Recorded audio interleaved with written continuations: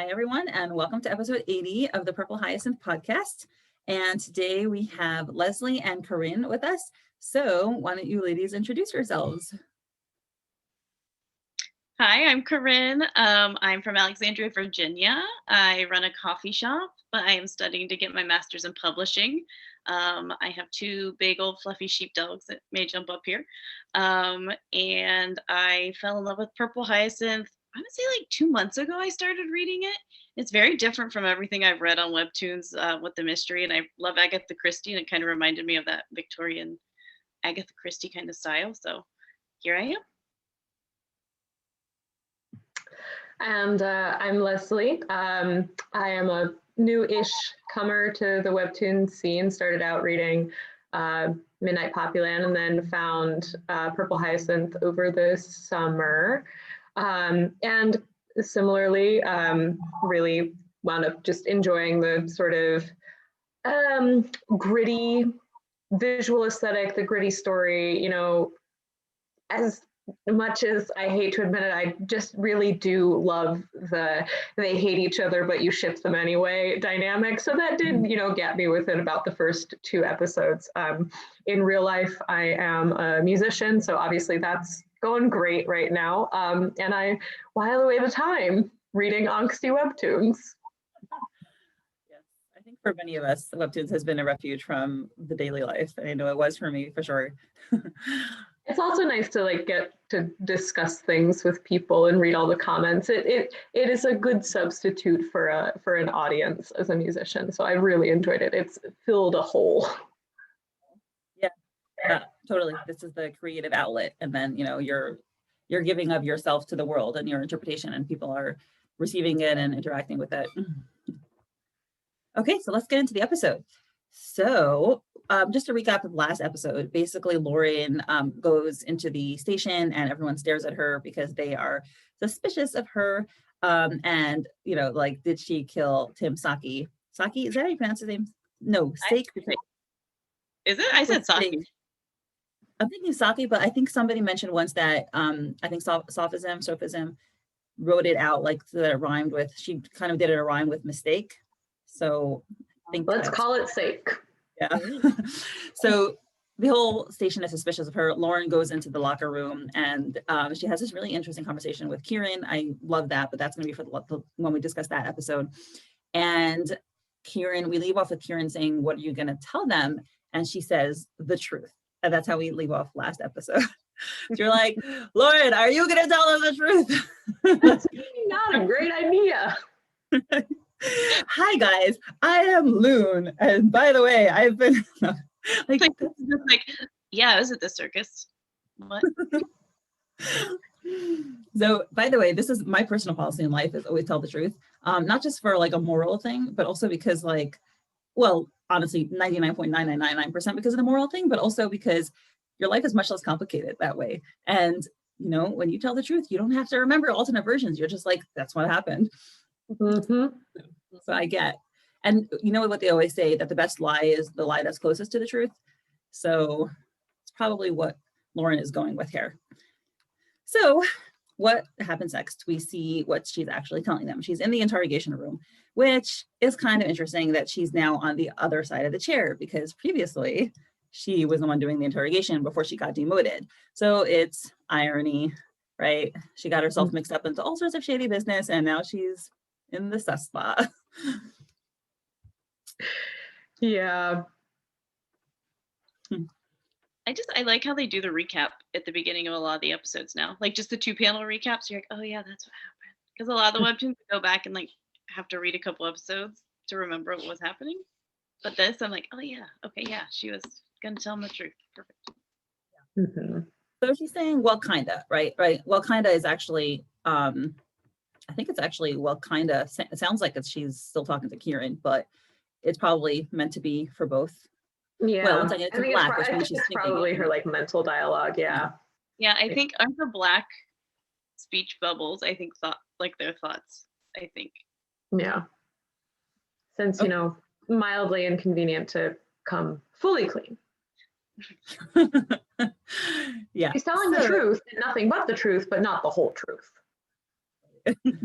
which, by the way, is something that is used against her in terms of her lie detecting abilities. She can detect when something's a lie, but she doesn't know if something's only partially true.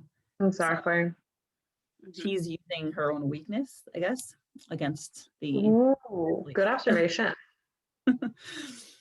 So she's in the room now, and March is interrogating her, and Hermann is standing on the side looking dour as usual. And then there's the blonde policewoman. I think she did come up before. I don't remember if she has a name or what her name was, if she was named, but I think I do remember her from some previous investigations. Do you remember her? Yeah, I think she was in where the guy got shot across the street. Remember, the female got killed and then they went across the street. I think she was in that house with them, but they didn't say a name, I don't think. Yeah. She was in one other place, because I think I remember her telling Lauren, "Oh, good job." When Lauren put together something about, honestly, it could be even after this, I don't remember. But anyway, she's appeared. So March is recapping, and he's like, so let's recap. You went to the to the carnival at 7:20, entered the big tent at 8 o'clock. Then about halfway through the show, you left around 8:30. And she's like, correct, after Hestia's number. And she's like, he says you were alone the whole time, you didn't speak to anyone. And she confirms that. She says, I only spoke to the fortune teller, which again, this is very smart of her because she's preemptively striking. Like if she would leave that out and they would find it out later, that would cast suspicion on her and make her look. Right. She's immediately offering up details. She's like, look, I'm cooperating. This is somebody who can corroborate my story, who has no vested interest. You know, it's not like my buddy is telling me, oh yeah, I was there. So this random stranger can prove. Yep. And she's like, yes, the doorman, when I left the tent, they can both confirm that I was alone. And, you know, this is something that they deliberately decided to do. Like when she left when they saw Tim Sake and they decided to leave the tent, she said, let's leave separately. Although they were sitting together, and they were at times, like when they waltzed in, they were holding hands, promenading like a couple. So I'm like, a little nervous about that. Mm-hmm. I suspect that unless the doorman was supposed to watch for them, that he probably wouldn't have noticed everybody going into the tent because it's just a mass of people, but somebody coming out in the middle of the show would have been very noticeable. Well, I think she made sure to talk to the doorman. Like she was already kind of like, if I get caught, like I'm going to talk to this guy so he'll remember me. Mm-hmm.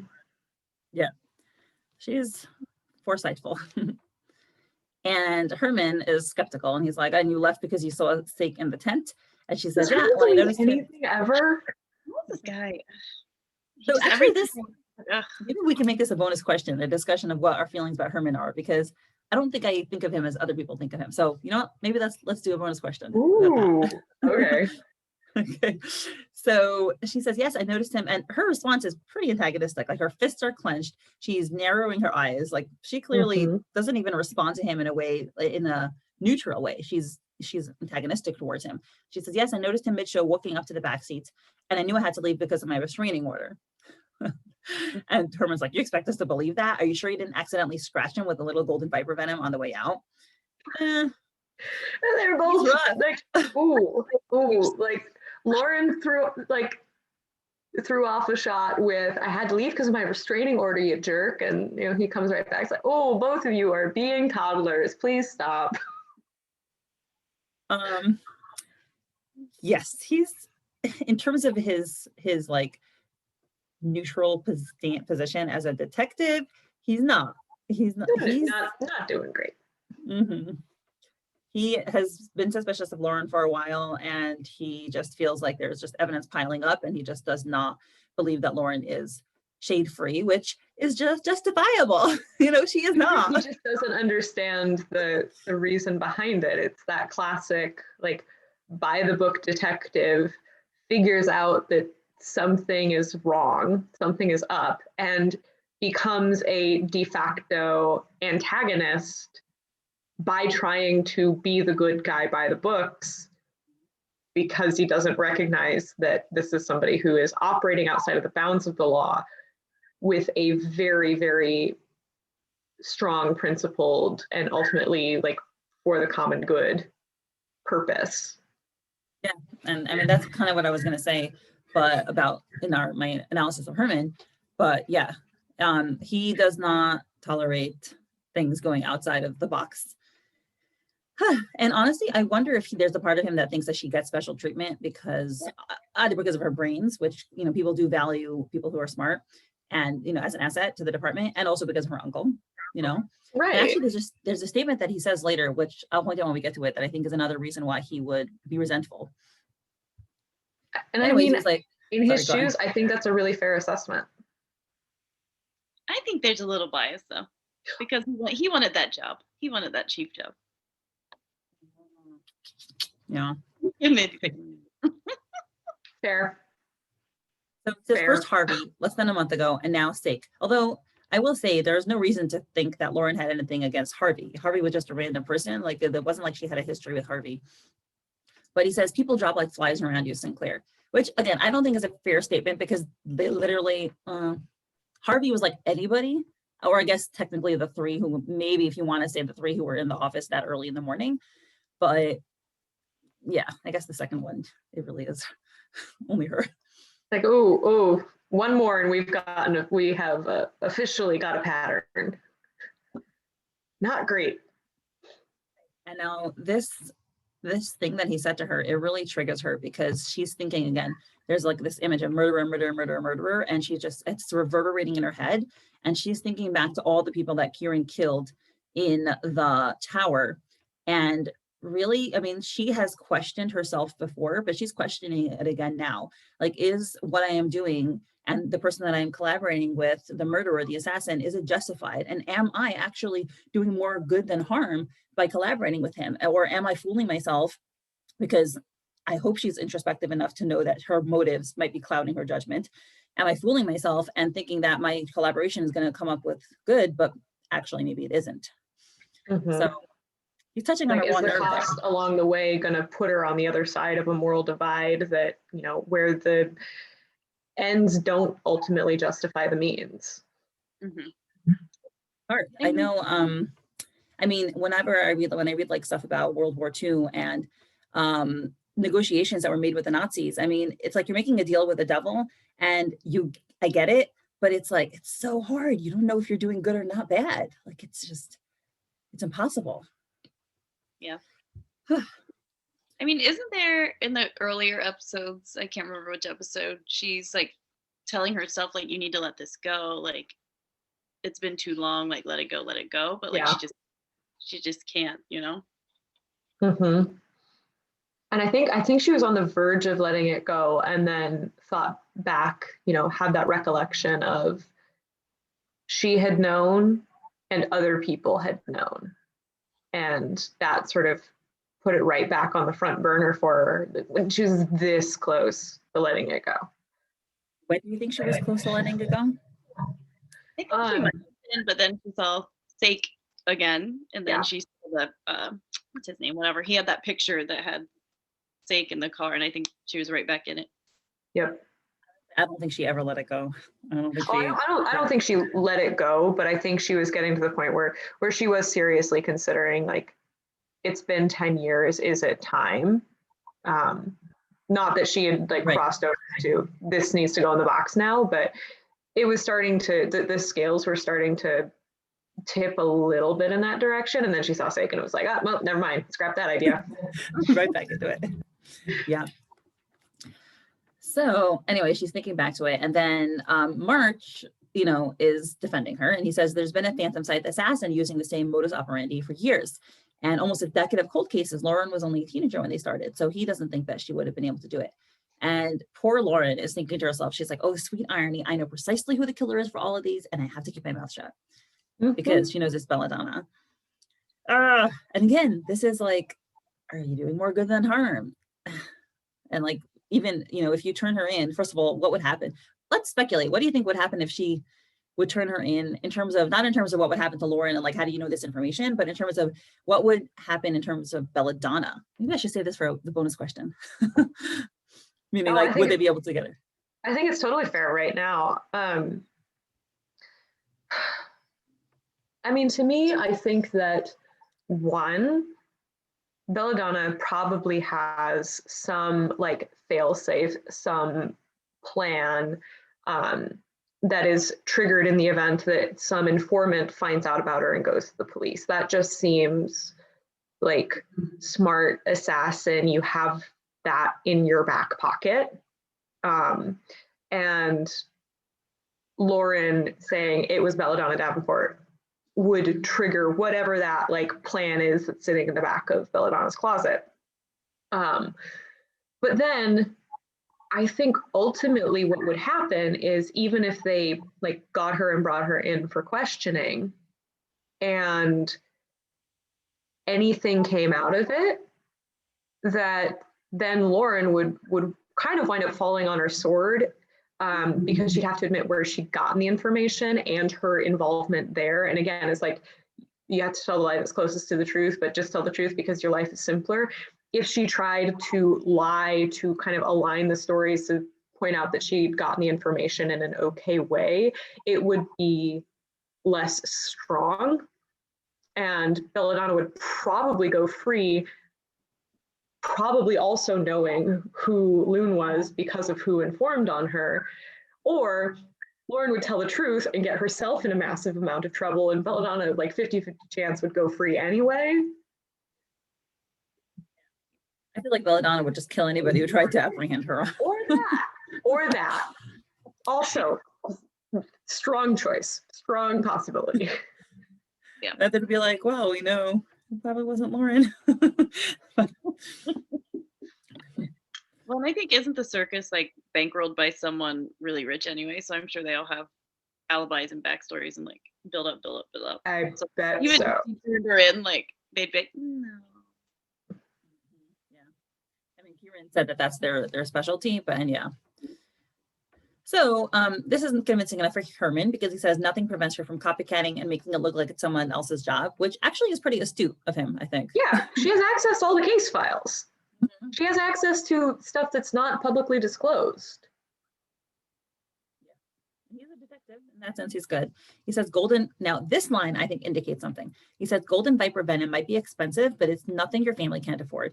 And I think that this harkens to resentment, class resentment on his part. And we don't have any indication that he's, let's say, poor or middle class, but clearly there is class resentment in their society, which is a feature of this cartoon. And even Herman, on the side of the law, who's not a Phantom Scythe member and has never, talked about any social justice-y kind of things, he is resentful of her class. Yeah, and especially if he has aspirations within that department and he has this thorny, problematic detective who he can't fire because of who her family is, but whose sort of consistently problematic record keeps him from advancing in the way that he wants, or even just like doing his job in the way that he wants. If we make him less like ambitious, that would breed a lot of resentment in the course of a year or 2 years. So there's definitely like another conversation happening beneath this interrogation. Yes. Very true. And March, I like how March is able to, even though, Herman is his superior, he says, Herman, back down, right? We can't jump to conclusions without even a shadow of tangible evidence. So March has got a backbone. Good. Yes. Like cookies for March. Well, I really like him. He also called Lauren to warn her. Such a good guy. And then, of course, we had some people discussing, like, because people like to suspect everybody, like, what if March is the bad guy? I'm like, no. I see that, but I'm also a little bit more worried. Like, I feel like with these with not just Purple Hyacinth, but with comics like it and shows like it, is once you get a sort of secondary character being like really awesome, upstanding person 3 times, they're gonna die. Yeah, that is another definite worry. Like, oh no, he's gonna do like one more good deed, and then in 6 episodes he's gonna wind up like a murder victim, and I don't want that to happen because he's good people. That's why they make the good ones die, so that we're sad. Either gonna be another mole, or he's going to get like kidnapped and die horribly, or Kieran's gonna have to kill him. Maybe he's gonna be the hero, and he'll be surviving, and he'll help the characters, and he'll be there with them as the end of the cartoon winds down and everyone gets their happy resolution. We will speak that into existence and hold on to our collective delusion as long as we possibly can. Okay, fine. Okay. So, he tells him, until then, she's not a murderer, which is nice. Thank you, March. So Herman, again, with his like derisive look, he says, I put you on leave, but I want you in the precinct where I can see you. I want someone from the department to accompany you wherever you go from now on. And he bangs that table and will inform Chief Sinclair to keep an eye on you as well, which actually I wonder now if that's like a power play on his part where he's like, I'm not the boss, but I'm going to boss him around. I mean, he does have Chief Sinclair in a little bit of a headlock there, because even if you're the chief of police, there are people who are the boss of you. And if he is saying like, I will inform Chief Sinclair to keep an eye on you as well, he's saying, look, your relative is a problem, and she is a public relations problem, and she is an administrative and an institutional problem. She's gumming up the works within us. You know, confidence in the police is at an all-time low, and she's making us look worse.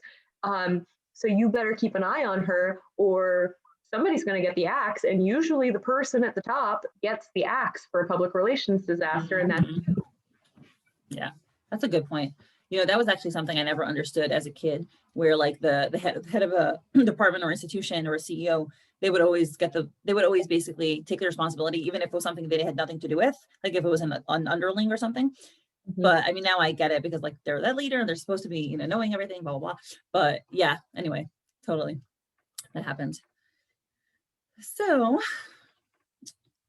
we are done with this interrogation. And Lauren has a stalker now.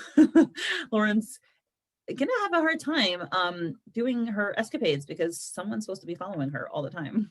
It just makes her job more difficult. Her job more difficult. So now we are in the, it looks like we're in the archive room, and Kieran is there, and Kieran is curious.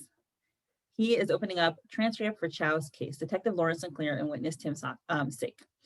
And I love that he is looking into this, because to me, it means that he is curious about Lauren and wants to know what is driving her, what happened with 𝗖𝗵𝗲𝗀. He kind of realizes she's not telling him everything, and he wants to know. And he's not stupid. So he's like, oh, I'm in the perfect spot for this. So here we see, 𝗖𝗵𝗲𝗀 says, but I'm not. I would never kill him. He was my friend. I have no connection to the Phantom Scythe. And Kieran knows that Lauren can detect lies. So he can understand from her responses when she's detecting a lie. Because she says, of course not. It's terrifying, isn't it? Insidious. They strike so suddenly. Nobody is safe. And then 𝗖𝗵𝗲𝗀 says, yes, ever since the Allendale train tragedy, nobody could have known they would strike there. What a horrible, senseless massacre. And then Sinclair goes off the rails. She says, what did you say? I said, stop, I think. Lying bastard. And he recognizes that she has heard a lie, because he knows. And in typical Lauren reaction, she's flown off her handle without thinking and just given into her rage. Yep. So it's you know, where it's pretty easy to spot like Kieran's, you know, issues, but Lauren's issues took me a while longer to understand. But once I did, I was like, oh my God, like they're pretty big too. Yeah, it's always I think there's also always that delay catching the actual character flaws of the main character, because you're inside their head rationalizing their life choices right along with them, and you don't realize that you are also rationalizing their poor choices. 100%. Until you realize that, like, Lauren, you could, like, anger management, you can be angry, you have good reason to be angry, but you go from 0 to 80 real fast, hun. She's shooting herself in the foot. You really are. Think about if you're lying. You're like, you know, these people are lying. Like that would, I feel like I'd go from 0 to 80. Like, it's just, like, oh, just stop. Of course, I'm just analyzing for Lauren again. Well, no, but like it's totally true. But then there's also like Lauren could take that power. Like I have this like perfect vision in my head of her figuring out how to reverse engineer confessions out of those lies by asking exactly the right questions, but she doesn't do it because she just gets so mad. Like, right. She could have gotten so much more information out of him if she hadn't flown off her handle. And now she wasn't questioning him anymore, and that was it. She got nothing else out. If she would have been smart, she could have done what you said, asked more pointed questions and gotten information, or at least known what was false, even if she wouldn't have gotten the positives. Yeah, it's like a game of like hot, cold, and she can tell, so she can steer it, be like, oh, that was a lie. So let me like push that pressure point a little bit. Okay, now we have the next bit of truth. She could be great at reverse engineering real, actual confessions, but she gets mad. I think about when she and Kieran were interrogating and Kieran was asking the questions and she was behind, like, she kept herself in check then. So maybe they just do it. She wasn't emotional. Yeah. The second that she saw that picture, for example, she just shoved it in his face and revealed her identity, etc. Like, when it wasn't something she cared too much about, she was better. Anyway, so Kieran realizes that this is the trigger. He says, Allendale train tragedy, huh? And he thinks back to the moments where she kind of indicated, her passion and the reason that her motives, that she was interested in working with him. She, when they first met, and he says, one of the early encounters, when she says, before I was transferred to the patrol unit, I was a detective. I worked on a case a year ago, which got me kicked off the investigation unit. And Kieran, even then, he's like, that's it, that's bullcrap. That's not enough to make someone like you lose it like that.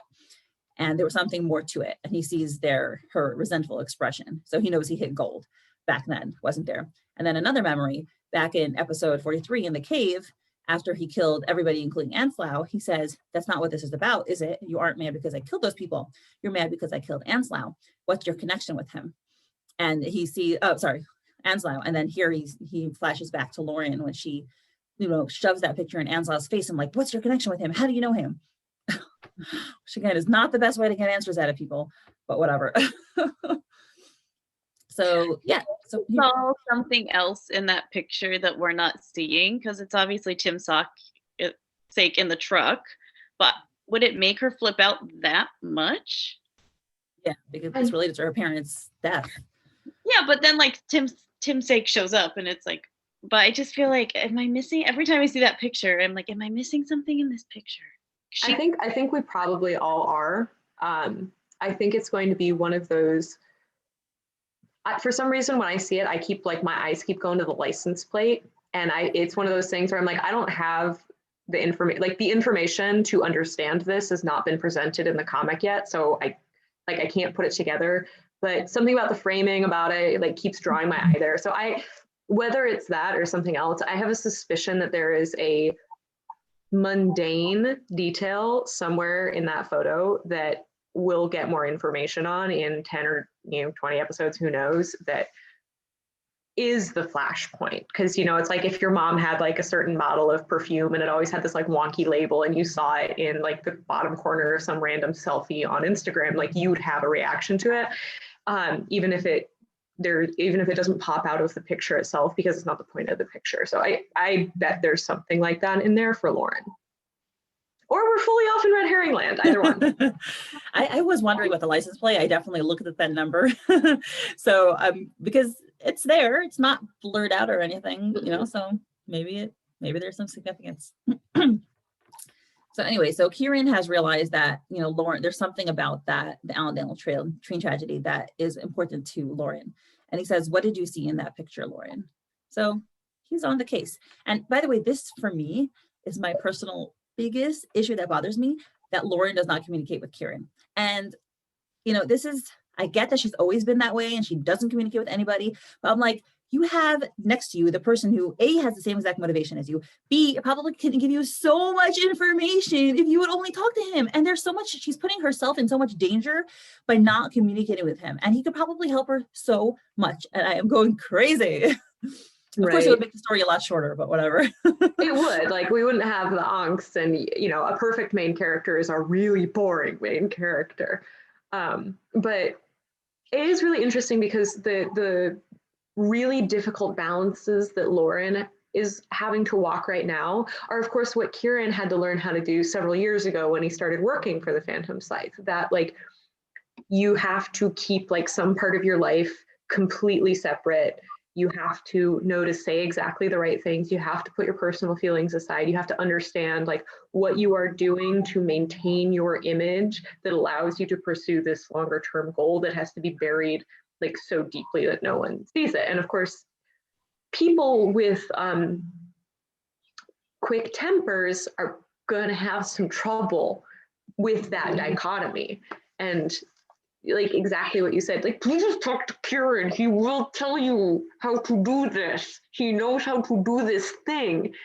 He had to swallow his pride and swallow all that anger many years ago. He still got it. He still got it in there. Mm-hmm.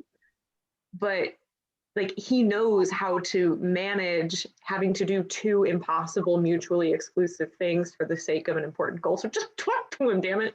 Ran over. I'm even thinking that just for practical details, that he would be able to help her solve the mystery. It's like unstoppable force meets immovable object, except both of those things want to go in the same direction, but they're too busy doing this all the time. Like, your problem, you two, is the way you interact with each other. Yep. It's like magnets, you know, it's like the opposite or the same side of a magnet, because they're like pushing each other against it all the time. But yeah, you're right. We honestly, like, it does make the story compelling because we're just like gritting our teeth at them and yelling at them. And, but it makes for a lot of drama. So now we have a couple of days pass and they're back in the office, and it's very funny to see. So Kim passes by with this gigantic stack of paperwork, and she sees William just, you know, his head is bent over his desk, and she looks at him and she seems, you know, kind of concerned because he's just scribbling away and ignoring her and just devoted to his work. Mm-hmm. And she's like, oh, sigh. And she just drops the whole thing down on Lauren's desk. And she's like, what's with Willem? And she calls him Willame because I think she's calling him lame. Yeah. Which I feel bad. Poor William. He's the straight-laced guy, and Kim is just like on his case for being a nice straight-laced little boy. But you know, she's right. There is I mean, she, in previous episodes, like, this is William's main problem. He doesn't let go, and he accepts all the burden on himself. But she also says he's barely breathed a word to me the whole week, even though we went to eat together after 𝗖𝗵𝗲𝗀's case and everything was fine. So she's offended, especially because they had a pretty good conversation about, you know, pretty emotional topic. So she's like, and honestly, I think that's why he's not talking to her. Yeah. He's embarrassed.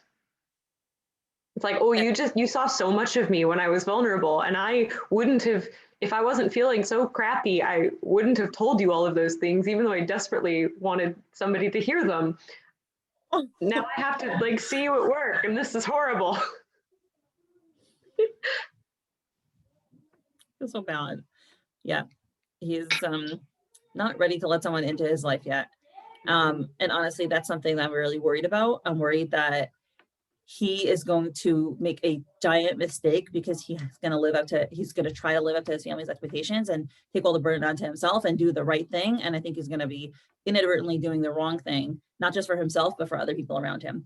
I'm kind of worried about I wouldn't say a spy situation or an informer situation, but some kind of but accidentally putting the right thing or his family before his friends who are maybe not doing such legal things.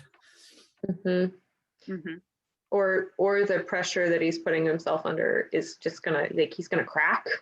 Mm. I think your theory is more likely. Secondary to that, I would put he has a little bit of a breakdown because at some point, even for, you know, the most stoic himbo of comic land, will crack eventually, and he'll just be in a ditch somewhere and maybe get exploited by nefarious parties. But I like your idea more of him, of his commitment to family and image and all of these things that he's been striving for a decade and has never received an ounce of recognition for, being leverage used against him, intentionally or unintentionally. Oh, it's gonna rip my heart out. I'm not excited. That whole line with his family is just real sad to me. And then of course we like have all of that context in the next 4 panels of. Yeah, so Lauren is like shocked because she's like, you what? She's like, you hung out together? You guys never wanted to hang out without me as a middleman before, which by the way, shows you she was trying to be a middleman, I think. I think she was trying to get those two together. Lauren, wingman, like, yeah. Good for her. And she's like, and all it needed was myself getting kidnapped. Maybe I should get myself kidnapped more often, which is a very funny sense of humor thing. One of the things I love about this comic are the deadpan asides. Like, truly one of my favorite bits. Every time there's one, I'm just like, oh yes. Little sarcastic, like look into the camera. Like, I love these. Give me all of them. Yeah, the cartoony faces that they acquire during these moments is hilarious. It's just. And the nose becomes like this little, I don't know, thing, circle thing. It's cute. And Kim's like, oh, I don't get paid enough to deal with this lieutenant. And Lauren's like, no, he doesn't get paid enough to deal with you. I love it. Which is cute. You know, it's interesting because, you know, Kim is kind of like the antidote to William if he can accept it, but he so far has not been able to accept it. You know, she's the rule breaker, the clown. He's the rigid one, the strict one. And in ways, you know, he obviously gets on her case all the time about it, but like really she's what he needs. If he would be able to accept it. I like how he has little moments now and then, like, what did she want to eat, watermelon or something? And he was like, oh, let's go get some watermelon. Like, he has like little moments like where you can see but like then he's just back to being himself. It's really interesting how both of them are, it's like for both of them it's a front. We know that Kim has something is majorly messed up in her, like before panel 1 of Purple Hyacinth. And I think that at least, you know, maybe she's like 90% a clown, and then the like 10% that puts her over the top is her overcompensating. And I think that William is stoic, but he's like he's actually 90% is stoic as he puts on, and then the other 10% is overcompensating. And it's like, both of you are so broken and sad, and I need you to both go to therapy for like 5 minutes, just 5. Right. I mean, honestly, the reason that Will is probably so stoic is because he otherwise fears that he won't be able to control himself. You know, I mentioned this when reference to Midnight Poppyland, but my husband grew up in a very dysfunctional home. And when I met him, and as he got started, like would tell me about it, I would always tell him like, oh, let's talk about it. You have to talk about it. Tell me about it. How did it feel? And he was like, I don't want to talk about it. I want to talk about it. I want to talk about it. And then 10 years later, when he like did talk about it, it burst out of him and he like went insane with emotion because he hadn't talked about it all the time. And the reason he didn't want to talk about it was because he didn't want to go insane. And William doesn't want to start talking about his feelings because then he's going to break down and he can't handle the influx of emotions and it'll overwhelm him. So he just doesn't deal with it. And Kim doesn't deal with it by like always looking the other direction with humor. You know, there are the people who screw the jar lid on really tightly and they're going to hold it there. They're spending all of their time and attention and focus to hold it shut. And then there are other people who are just like, this is not a mess. If I just look this way, well, we don't ever have to acknowledge that it's a mess over there. Because, and then if she ever turns around and stares at it, then she's going to go nuts. Mm-hmm, mm-hmm. It's like different kinds of acknowledgement and avoidance of it. The yin and yang, the same kind of dysfunctional. Yes. Awesome. All of our broken characters. Feeling a Exactly. broken ship. I love it. And no, this is why I wanted to talk about this cartoon, because it has real human beings. Cartoon, sorry, not the appropriate word. Graphic novel story. But now we focus in on 2 other people who are starting to intrigue us, because we have Lucas, or Mr. Grumpy Cat, and Lila. And you know, Lucas is staring darkly to his coffee as usual, and Lila is pondering her coffee, but really she's thinking about something else. And she gives him a side-eye glance and she's like, so, very nervous expression, are you coming to the New Year's party on the 30th? And you know, she is at this point she's backlit by what looks like the Christmas tree and with ornaments and the bright sparkly cherry, you know, that's Lila, sweet. You know, people have said, you know, she obviously must be the leader because she's the least likely suspect to be the leader. Oh no. Oh no. No, I'm just holding. I am going to pull a Kim and put that in the corner of things that I pretend to not, so that I don't have to deal with it. The squee over the squishy one and the grumpy one. Right? I don't think it's fine. likely, but it's fun to say, right? Because it's the most, not obvious one. Yeah. But I'm not putting anything past these two at this point. Like, if I'm erasing sophism, like, nothing is impossible. Aliens, unlikely, not impossible. Fine, granted. So Lucas is like, just gives her a dark look. And she's like, last year was so much fun. It would be lovely to have you with us. And he's like, yes, the joy of seeing drunk coworkers, priceless blackmail material. And then he says, and he's like, staring ominously with dark joy in his cup. And he's like, if you're there, I definitely can't miss it.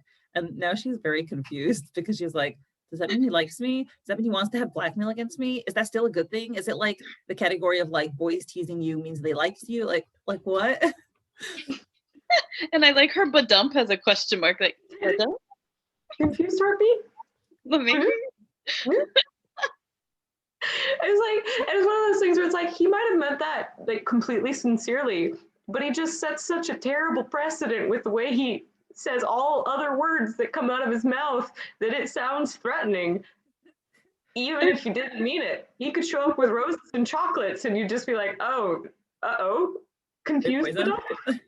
I mean, even the way they drew his face when he says that, you're like, that's a little sinister looking. We have no idea what his face actually looks like because it's always just like burned all the way out. Just like set that burn brush up to 100 and go to town.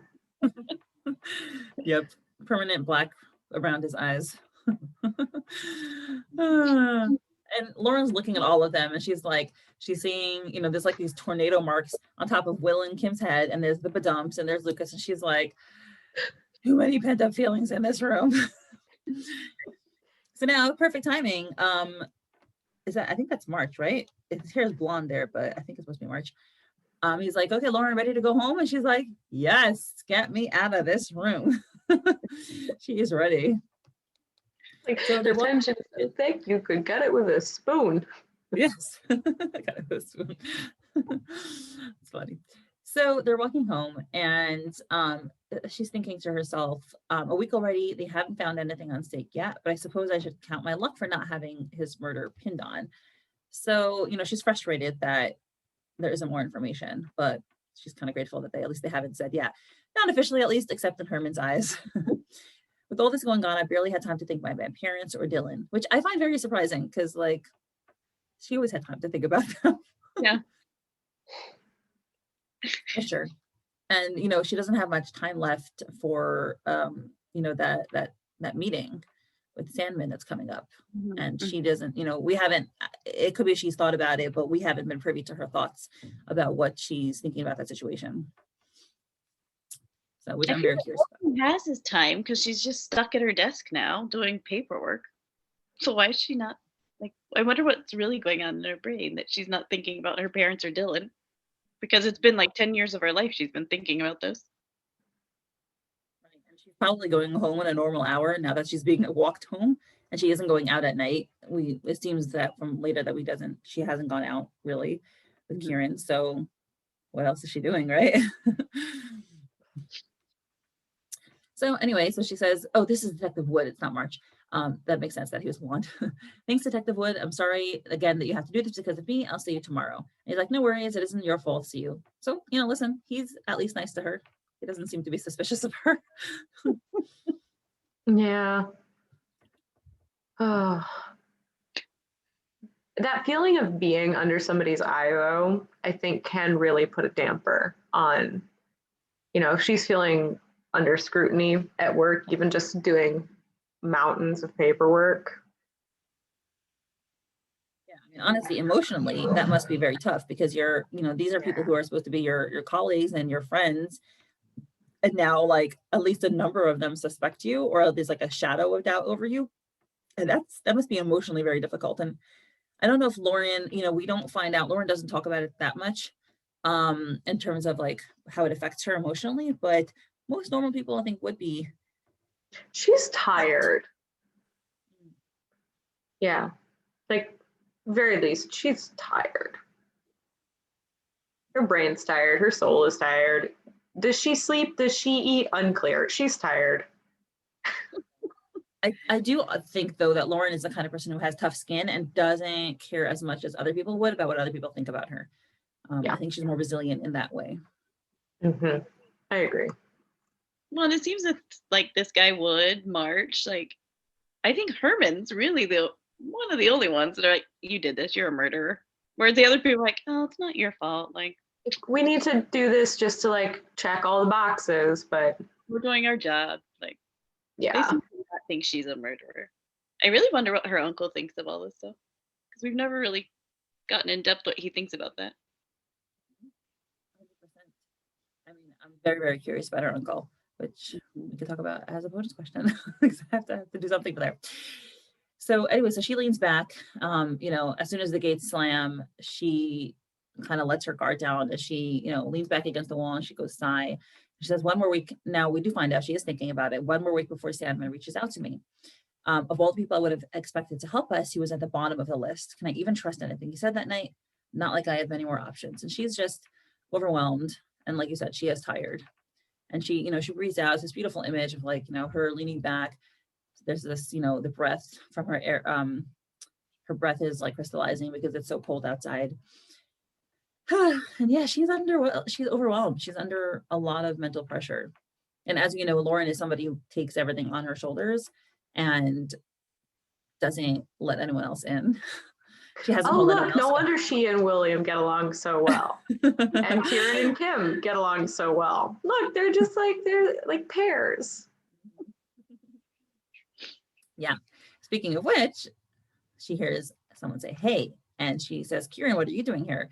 And Kieran is also leaning against the wall. Looks like he's inside the gates. And he says, I've been following you from the precinct and you didn't even notice. And he tells her something that, to me shows his concern. He's like, with the number of enemies you've racked up in the Phantom Scythe, letting your guard down could get costly very quickly, because he knows that Belladonna is after Lauren and probably other people in Phantom Scythe, and he's trying to tell her without telling her, watch your back. I wonder if I was him, the first thing when he had that encounter with Belladonna, I was actually wondering like if he was going to just tell her flat out, Belladonna's out to kill you, like please be careful. What I was actually hoping for was like, Lauren, you're in danger, come live with me. But that didn't happen. No. Not quite there yet. I was really hoping. Where the underground tunnel where she thought he lived. Yeah, but sadly, his level of protection has not gotten there yet. But anyway, he is trying to warn her. And, Lauren jokes, she's like not only in the Phantom Scythe now, and she's, turning obliquely and kind of looking back at the person that accompanied her to reference the police station. And Kieran's like, well, at least there isn't a bounty out on you yet. Well, wait, the king wants any of my accomplices' heads. Oh, well. And that goofy expression. Because they're both very good at joking around. And, Lauren smiles. They have a macabre sense of humor. They're able to make jokes out of terrible things. Yep. Kind of the only way to function when you're under that kind of pressure. You have to laugh at the things that shouldn't be laughed at, because otherwise you don't have much. Yeah. Well, and I love this little smile. You rarely see her, unless she's with Kim. Like, give her like a moment of like normalcy and smile at his sarcasm. I like that. Yeah. Very intense,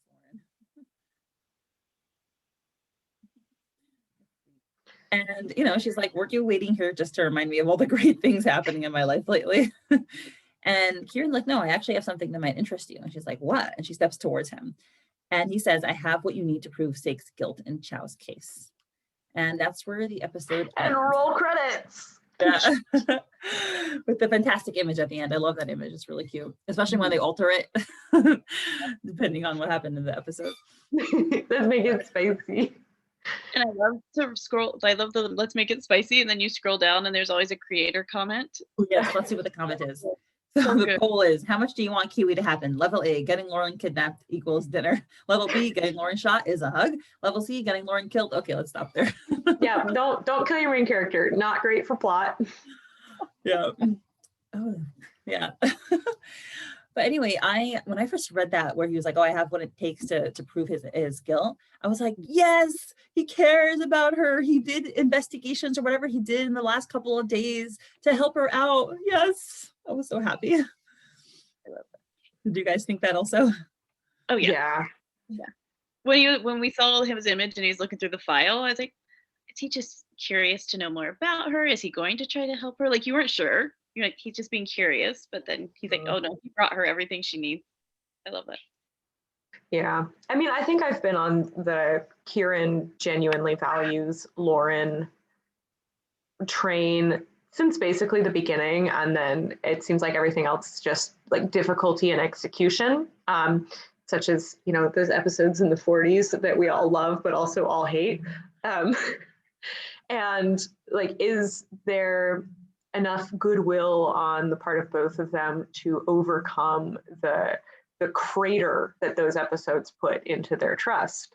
But I feel like I've always seen like Kieran really cares about her and is just doing that thing where he has to like separate out the parts of himself and his wants from his mission, because if he gives in too much to any one of them, you know, the other things collapse, and he has to be extremely careful about how much information he gives to Lauren, especially knowing that she's really hot-headed and tends to abuse that information without meaning to, which could give him away and give away the fact that he's a double agent and expose her and expose other people. So it's really interesting watching him trying to walk this impossibly fine line of also what I suspect are growing feelings for her that he's just not, you know, the light bulb hasn't gone off in the back of his head yet, where he becomes aware of those feelings, but they're there.